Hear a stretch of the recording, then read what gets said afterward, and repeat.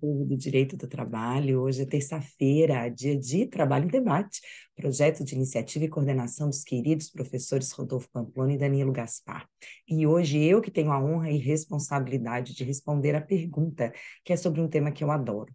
E a pergunta é: teletrabalho e Lei 14.442. Afinal, foi regulamentado o trabalho híbrido? Bom, para a gente responder, a gente tem que voltar um pouquinho no assunto. O teletrabalho ganhou regulamentação com a reforma trabalhista, com os artigos 75A e as letrinhas seguintes da CLT. E então veio a Lei 14.442, em setembro desse ano, que é fruto da conversão da medida provisória 1108 e trouxe alterações para a prestação de serviços na modalidade de teletrabalho. Isso depois da gente ter esse surto de teletrabalho durante a pandemia com as legislações de emergência ali em 2020 e em 2021. São diversas alterações da Lei 14.442, mas eu vou tratar especificamente dos artigos que respondem à nossa pergunta, ou tentam. Bom, a mudança começou no conceito de teletrabalho e é dessa mudança que a gente tem que partir.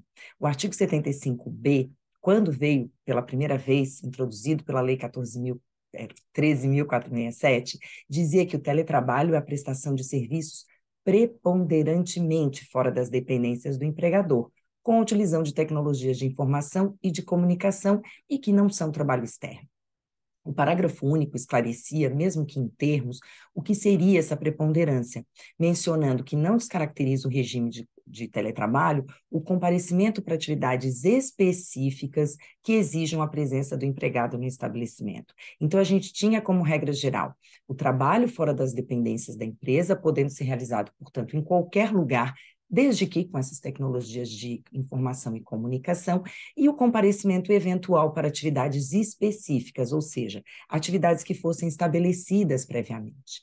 Além disso, para distinguir do trabalho a domicílio, porque não, gente, não é a mesma coisa, o teletrabalho tem essa questão da utilização de tecnologias de informação e comunicação, enquanto que o trabalho domicílio, que pode ser o chamado home office, pode ser de qualquer natureza, podemos ter costureira a domicílio. Então, elas têm um home office, trabalham em domicílio, mas isso não é teletrabalho. E o teletrabalho pode ser realizado de qualquer lugar, e não somente da residência do trabalhador. Ou seja, vamos lembrar que teletrabalho é uma forma de entrega do serviço. Não caracteriza o trabalhador, caracteriza o trabalho. Não tem telesecretária, não tem telejuiz, não tem teleprofessor. Tem secretário em teletrabalho, tem professor em teletrabalho, e assim nós vamos. E eis que a lei 14.442 altera o conceito em si, prevendo que o teletrabalho ou trabalho remoto, então já traz essa referência de que é tudo a mesma coisa, é a prestação de serviços fora das dependências do empregador de maneira preponderante ou não. Então, a gente tinha antes de maneira preponderante e agora de maneira preponderante ou não, mantendo a utilização de tecnologias de informação e comunicação, claro.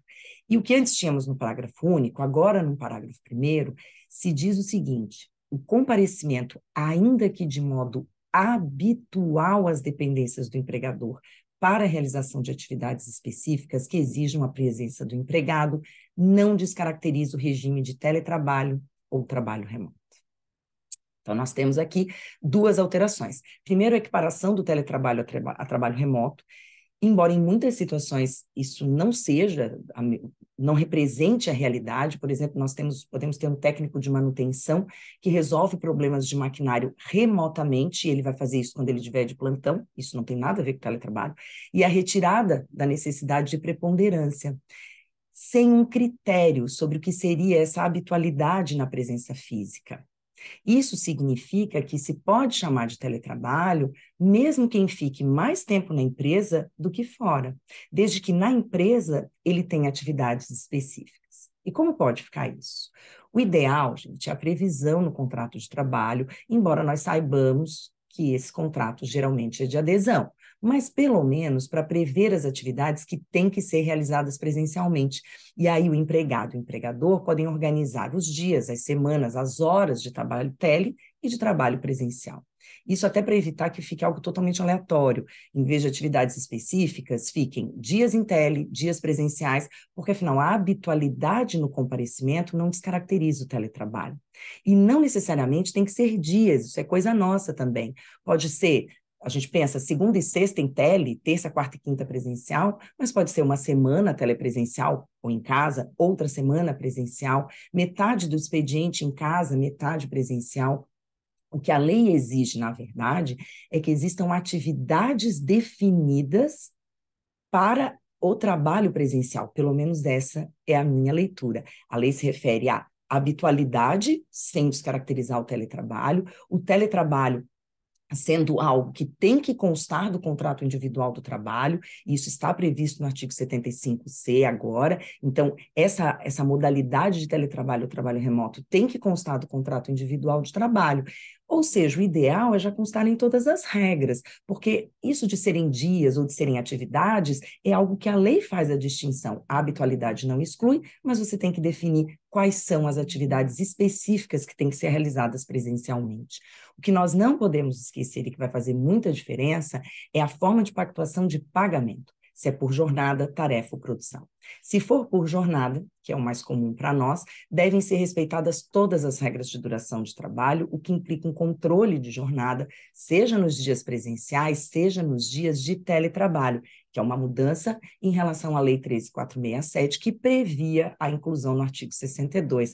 A exceção do artigo 62 só se aplica para aqueles contratados por tarefa ou produção que ainda vão ter que compatibilizar para quando forem na empresa. Não existe mais essa exceção para teletrabalho por jornada e a empresa vai ter que se adaptar.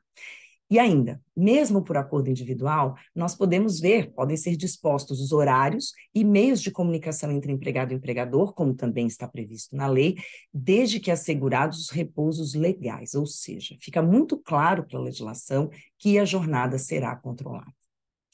Infelizmente, então, para quem esperava um sim ou não sobre a minha pergunta, lá vamos nós com o bom e velho depende. Não me parece que definir dias, semanas de rodízio entre o tele e o presencial esteja previsto na lei. Mas também não me parece que esteja proibido.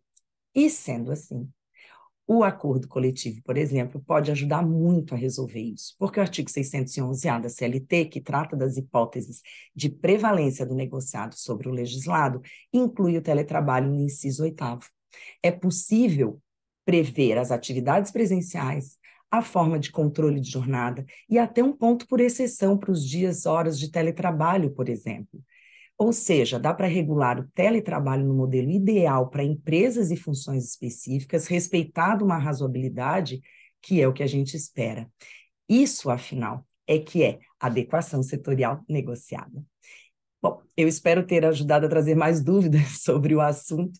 Ai, brincadeira, gente. Espero ter ajudado a esclarecer alguns pontos para que todo mundo possa desenvolver esse assunto da melhor forma possível. Fiquem ligados nos perfis dos professores que fazem parte do projeto Trabalho em Debate para continuar acompanhando as perguntas e respostas de toda semana. Obrigada.